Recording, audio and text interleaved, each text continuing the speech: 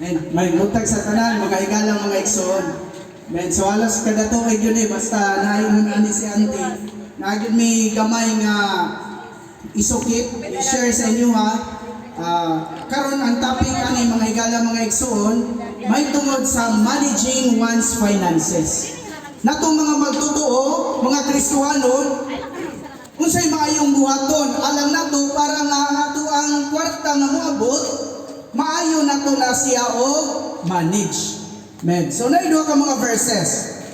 Luke 6:38. Give and it will be given to you. A good measure, pressed down, shaken together, and running over. They will give into your bosom. For with what measure you measure, it shall be measured to you in return. So, ikadua. 1 Timothy 6:10. For the love of money is a root of all evils, because of which some aspiring after money have been led away from the faith and pierced themselves through with many pains. Pagpakita ni nga, alam nato nga mga magtutuo o Kristohanon, ayuho nato og manage ang ato ang kwarta. Tinuod ang mga negosyante, ruling ang ato ang kwarta na mga higala, mga igsuon. Kuha ka og mga stocks, kailangan na nga mubalik na siya. Nga gagmay interest o madugayan pag-utang, halos nga dili na mabalik, pero naigitudlo ang Biblia. Ay mga butang, managing according to God's principle. Dumalaan nato ang ato ang kwarta sumala sa prinsipyo sa Dios. Unsa may prinsipyo sa Dios? The Christian way of managing wealth is completely different from that of an unbeliever. Lahi ang pag-manage nato sa ato ang kwarta. Lahi sa mga dili magtotoo. Nganuman ang mga dili magtotoo, ang pag-manage nila sa ilang kwarta, kay kanunay lang siya nga ipon, ako. Pero natong mga believers, mga magtotoo, ang way po nato is giving. Asa man ta muhatag? Muhatag ta ngadto sa ato ang Dios. Right? So mga igalang mga igsoon, makaingon ta nga, ug muhatag pa ko, makabayad kay ako ani? Ang atong Dios nagingon, God has promised us that we will have no lack on earth kung siya atong unahon. Ang Mateo 6:33, kini siya, kuwantay nga bersikulo, well-known nga bersikulo, seek first His kingdom and His righteousness, and all these things will be added unto you. Busa, usahay mo, may istorya si auntie sa amua nga, hinay ko kayong negosyo ni Ron Jen. Ano siya, mag-ampo yun mo. Kaya para nga matabangan tani ato ang negosyo. Mga higala, mga igsuon, kung wala ang panalangin sa Ginoo, bisan pag-unsa kadako ang imuhang puhunan, iinanay na og kawala. Busa sa proverbio gali, ang ato ang kwarta, buhatan og pako sa ato ang Dios, kung dili ta kabalo mo manage niya na. Pero, ang pagsangkap sa Dios kay nato kay conditional siya. God's provision being conditional. God is always willing to supply. Nga naman lagi nga hangtod karon buhi pamanta. Gumikan kay ato ang Dios. Kanunay pa siya nga gasangkap nganhi nato. Even our situation had certain requirements to it. We had to believe. Tuhan ginato. Isang daghan kayo ang daghan magyud ang downs sa ato ang negosyo, gamay raman ang mga ups ana, usually downs gina. Pero kung tuuhan nato ang condition sa ato ang Dios, dili ta niya mawad-an o dili ta niya kanang dili ta makulangan, mga higala, mga igsoon. So unsa man nga condition? Ang condition, give and it will be given. Panghatag ug ikaw paghatagan. With what we measure to others, kung say atong gihatag ngadto sa uban, bisan nga ni ngadto sa ato ang Dios, kana siya mubalik usab ngadto nato. So ang konsepto man gud nato usahay dili na taganahan muhatag, especially gali ka ng mga tithes and offerings kay kulangan. Inikabot sa kwarta, inikihap nato. Wala na, kulang na. Pero ang principle nga gihatag sa Dios, ang negosyong nagipiyal kanang yung terminuha ako ang nagustuhan sa kanunay isulti ni Ante kining negosyo nga gipiyal sa Ginoo nato nagpasabot nga dili atoa ang tanang mga butang nga naan ining yutaa gipiyal lang ni mga higala mga igsoon so kini pagdasik inoon nagkalain man ang atuang relihiyon ang atuang pundo bisag asa mo mga igsoon kay doon na maging mo'y panahon nga musimba ang uban musimbag Sabado ang uban Domingo ang uban na ipipila sa bisan unsang adlaw at least nga magmatinumanon ta sa ato ang tithes and offerings ngadto sa ato ang Dios. Men so unta ma-encourage ta niini nga dili nato hikawan di nato kawatan ang ato ang Dios kay kanang 10% nga moabot gyud nga ni nato out of 100% dili na atuwa mga higala mga igsuon aron nga magmalambuon pa ang inyong negosyo aron nga magmamaayo pa ang atong pagkabuhi nining yutaa mas maayo mga higala mga igsuon nga magmatinumanon ta sa paghatag hilabihan na sa mga tents mga tithes and offerings ngadto sa ato ang Dios. Lastly, the Christian way of financial management unsa may paagi sa pag-handle nato sa atuang mga kwarta. The Christian way of managing money is not to hold on to money. Dili nang ato ra gyud ato. Usahay wa pa mo kabalo mga higala mga igsoon og dili ka muhatag ni anang tithes and offerings. Sige ra gyud kag ipon. Moabot ang kalamidad. Moabot ang sakit. Oto nga dili man ka matinumanon sa Ginoo sa paghatag sa iya ha. Mangita ang Ginoo magbuhat siya og circumstances, environments nga kanang imong inipon mawala ra sa imuhang kamot. Usahay kuan kayo ta imbak yun ato aning panginahanglan wala ta mo maghuna-una sa ato ang Dios. Padadaan bitaw kag sakit wala tuana. Usahay basta batanon pa ning kamot gyud og ipon sa kwarta sa bangko pero ini kay dadi daranawa na dito na paingon sa mga maintenance busa mga higala mga igsoon ang paagi nato mao man ang paghatag nato ngadto sa ato ang Dios ayaw gid hikawi ayaw dalui ang ato ang Dios ihatag yun ang kang Sisar ug ang sa Dios keeping back money only makes God's children poor. Sa ito pa ang pag-imbak, pag-ipon na itong dagang kwarta, magresulta na nga mahimo inutang kabos. Lahi ang prinsipyo sa Dios. Ingon mo nga ang mga tao sa kalibutan, na mga walay Dios, malipayon, minilyon ang kwarta, pero wa mo kabalo.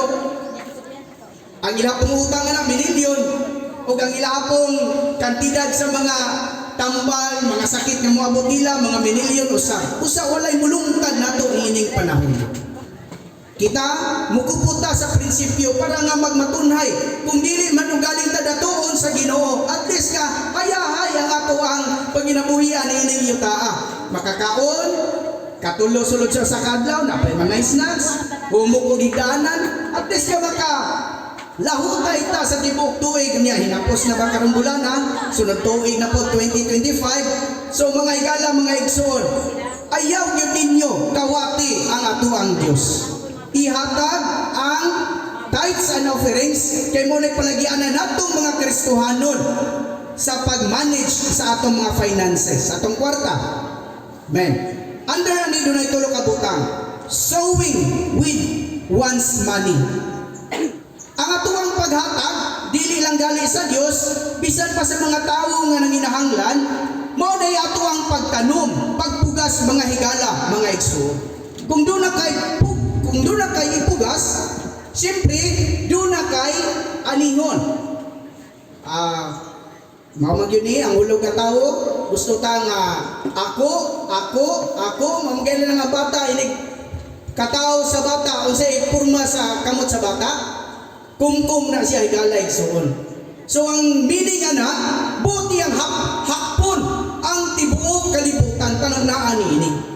Pero ini kamatay na to mga higala mga igsoon nung siya purma sa tong kamot. Bukhan. Unya kinirabang kuan na to kining tawo ay sa tamuhatag og limos. inig patay na ang usa ka tawo. Pero sa panahon nga kanang tawhana muduol na to nga buhi pa naay panginahanglan usahay magmakuli ka sa paghatag sa iyang panginahanglan. Alang nato usahay magkuan man kita magkwinta ta kung pilay nawala, kung pilay taplonon, kung pilay nawala nga kwarta nga ginato. Pero ang pagtanong nato, ang paghatag nato ilabi na sa mga tithes and offerings o sa mga tawo nga nanginahanglan kana siya usa ka pagpugas. Moabot ang panahon ug ikaw na po'y manginahanglan. Magduna ray makatabang mga higala, mga igsoon. So tanan nato nga pagabuhaton. Higala igsoon kana usa ka pagtanong. Right? So kami ubay-ubay maning mga batanon nga nailalom sa pagatiman nilang auntie nilang Brad dahil kiniyang negosyong ingani gamay pero mo ni kasuporta sa amuha. Usahay nami bisag mga namay og ni auntie pa mo ni mo pa eskwela sa mga batanon, mo suporta sa mga batanon sa buhat sa Ginoo. So at least naay bisan ginagmay ingon ani nga pangitabo sa ngadto-ngadto mga igsoon nakaayuda ta og mao nay atong pagtanom, pagpugas ug sa ngadto-ngadto kana siya pagaanihon.